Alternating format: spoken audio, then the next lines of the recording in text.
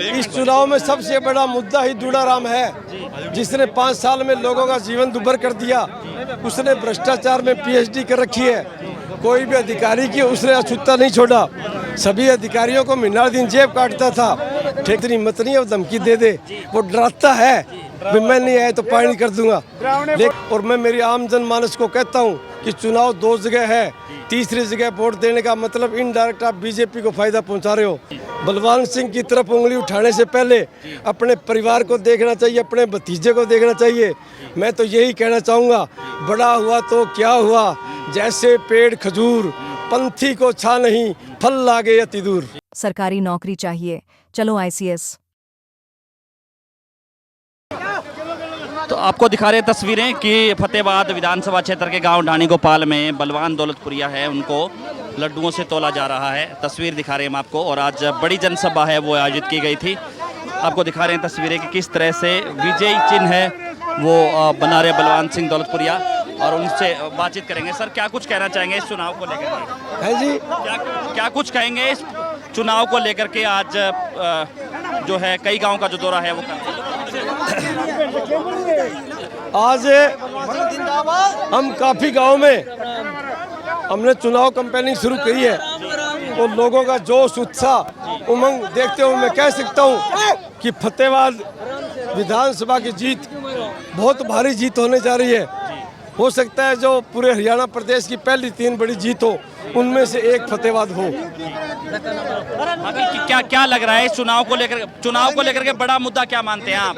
पूरे विधानसभा में आप घूमे हैं, क्या मानते हैं? इस चुनाव में सबसे बड़ा मुद्दा ही दूड़ाराम है, जिसने 5 साल में लोगों का जीवन दुभर कर दिया। उसने भ्रष्टाचार में पीएचडी कर रखी है। कोई भी अधिकारी की उसने अछूता नहीं छोड़ा। सभी अधिकारियों को महीना दिन जेब काटता था, ठेकेदारों से पैसे लेता था, कमीशन लेता था, नगर परिषद को भ्रष्टाचार का अड्डा बना दिया।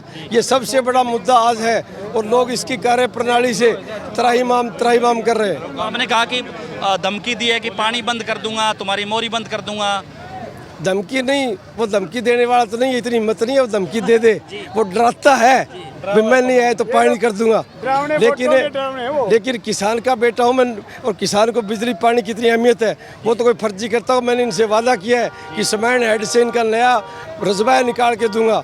इसी तरह वो खजूरी जाता है तो वहाँ भी डराता है, धमकी ये नहीं दे सकता। बड़ा कमजोर प्रवृत्ति का आदमी है।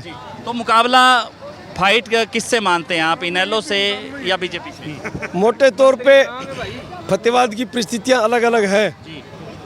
बागड़ी बेल्ट में किसी से मुकाबला है, देश वाली बेल्ट में किसी से मुकाबला है, बिश्नोई बेल्ट में किसी से मुकाबला, और शहरी क्षेत्र में किसी से मुकाबला है। लेकिन लास्ट में मुकाबला बीजेपी और कांग्रेस का ही आएगा। दूसरे लोग तो अप्रत्याशित बीजेपी द्वारा घोषित है।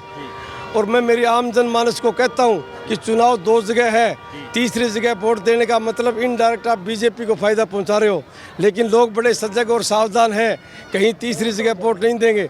और मेरे को इतनी थम्पिंग मेजोरिटी से इतना आशीर्वाद दे रहे हैं कि हरियाणा प्रदेश की 3 जो बड़ी जीत होगी उनमें से एक फतेहाबाद होगी। आपके दोस्त हैं अभय चौटाला, उन्होंने जांडवाड़ा बागड़ में कहा कि पार्टी छोड़ गया था, कुछ और लोगों को भी ले गया था। और भी कुछ संसदीय भाषा उन्होंने की थी।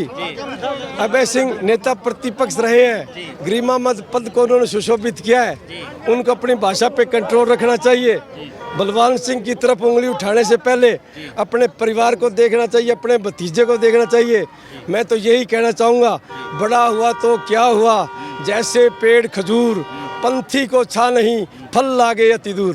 धन्यवाद। आपको दिखा रहे हैं तस्वीरें, बलवान सिंह दौलतपुरिया है वो हमारे साथ जुड़े थे। ज़्यादा से ज़्यादा इस वीडियो को आप शेयर जरूर कर दीजिए, और कमेंट सेक्शन में आप अपनी राय जरूर दीजिए कि इस पूरी वीडियो को लेकर के आप क्या सोचते हैं। बहुत बहुत शुक्रिया।